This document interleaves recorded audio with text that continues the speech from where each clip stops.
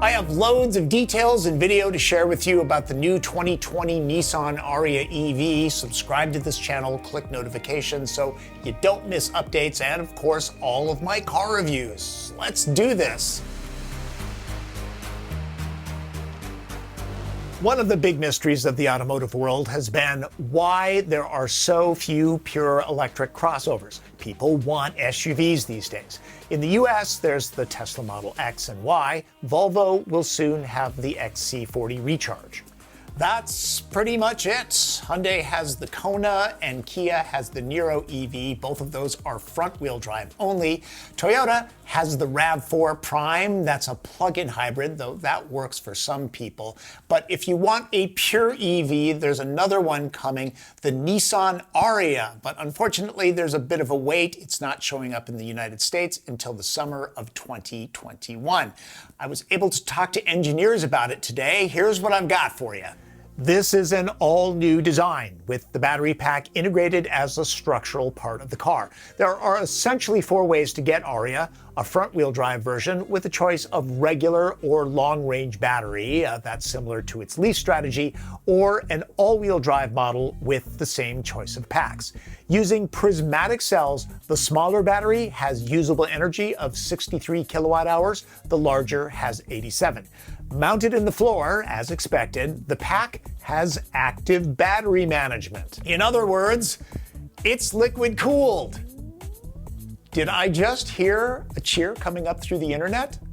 I think I did. Nissan claims it has a range of up to 300 miles. I'm assuming that's the long-range battery with front-wheel drive. The home level 2 charging rate maxes out at 7.2 kilowatts. High-speed charging is up to 130 kilowatts using CCS. Nissan says at commercial stations you can get 175 miles in 30 minutes or so. As for power, the front-drive Ariya will have 214 horsepower and 221 pound-feet of torque. The all-wheel drive version gets 389 horsepower and 443 pound-feet. Sorry, don't know the weights. As far as dimensions, here's everything I have. It's about 1.5 inches shorter, 3 inches lower, and 2.5 inches wider than the current generation Rogue, so it's a C-segment crossover. Ariya's wheelbase is 3 inches longer, but engineers say the turning radius is the same as Rogue, which is 37.6 feet. The cargo hold looks to be about the same size as Rogue, which is about 40 cubic feet with the back seats up. Wheels are either 19 or 20 inches. It's great that Ariya gets all-wheel drive, but it gets better. It gets e-Force all-wheel drive. I was able to sample this system installed in a Nissan Leaf in Las Vegas last year. It gives you the obvious grip advantage of all-wheel drive, but it adds a number of attributes beyond a very interesting way of spelling e-Force. It can reduce head bob that happens during one-pedal driving. In other words, your passengers won't get car sick as easily. I'll link to the video that I did that explains it further, but I can tell you now, the system made a noticeable difference. I focused on the Ariya concept when I attended the 2019 Tokyo Motor Show because it looked great, but as we all know, concept cars and production cars really don't match up all that well. But Nissan invited me to its design studios after the show to look at the production car. It's as close to the concept as you're gonna get. It's a very good-looking vehicle. Nice to see the designers go for something sleek and sophisticated rather than odd and techy-looking for tech's sake. Slim LED headlights integrate well into the redone and tamed-down V-Motion grille. Ariya gets Nissan's new design language, which is cleaner. The company describes it as timeless Japanese futurism. The shield, remember it's not a grille, has a subtle Japanese kumiko pattern that protects the sensors. That I'll talk about later. And have you noticed the logo? It's redesigned, something that I had to keep a secret until now. There will be 6 two-tone paint colorways, including a unique copper and black Akatsuki package.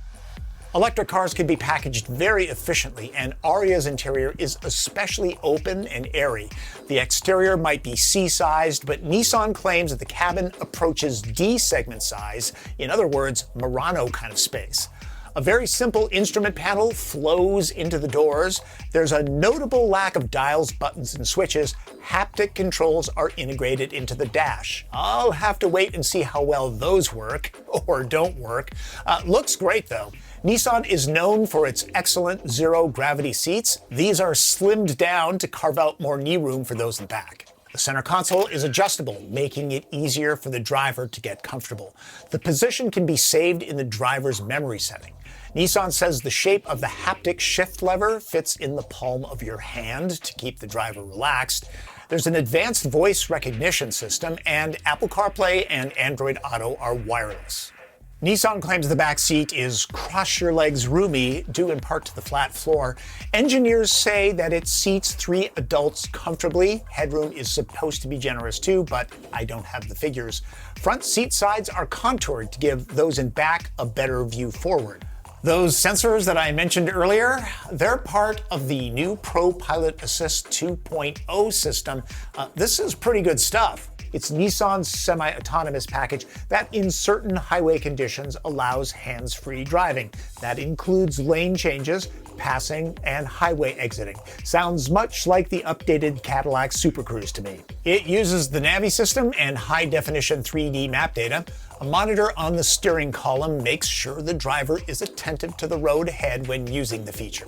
There's also automatic emergency braking with pedestrian detection, blind spot warning, rear cross traffic alert, lane departure warning, high beam assist, and rear automatic braking. It's got a lot of safety kit. Pro Pilot Assist 2.0 will probably be optional on most models.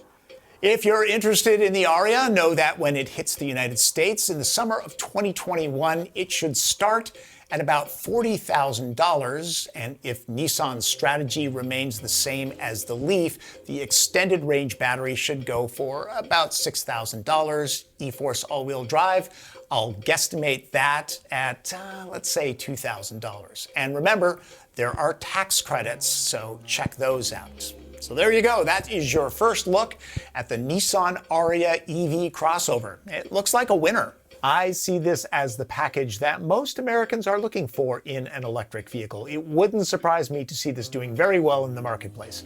Remember to subscribe to get more news about Ariya and all of the car reviews that I produce. They've won a couple Emmy Awards. They're really pretty decent. My mom thinks so anyways. That's Driven. I'm Tom Voelk.